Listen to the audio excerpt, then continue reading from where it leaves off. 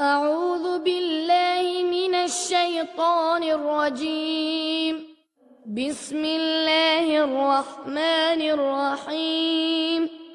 والفجر وليال عشر والشفع والوتر والليل إذا يسر هل في ذلك قسم لذي حجر ألم تر كيف فعل ربك بعاد إرم ذات العماد التي لم يخلق مثلها في البلاد وثمود الذين جابوا الصخر بالواد وفرعون ذي الأوتاد الذين طغوا في البلاد فأكثروا فيها الفساد فصب عليهم ربك سوط عذاب إن ربك لبالمرصاد فأما الإنسان إذا ما ابتلاه ربه فأكرمه ونعمه فيقول ربي أكرمن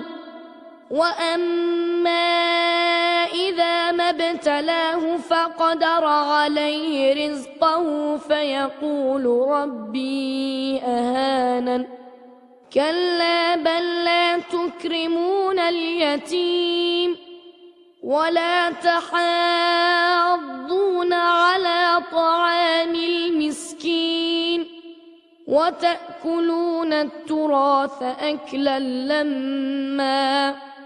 وتحبون المال حبا جما كلا إذا دكت الأرض دكا دكا وجاء ربك والملك صفا صفا وجيء يومئذ بجهنم يومئذ يتذكر الإنسان وأنى له الذكرى يقول يا ليتني قدمت لحياتي فيومئذ لا يعذب عذابه أحد ولا يوثق وثاقه أحد يا أيتها النفس المطمئنة ارجعي إلى ربك راضية مرضية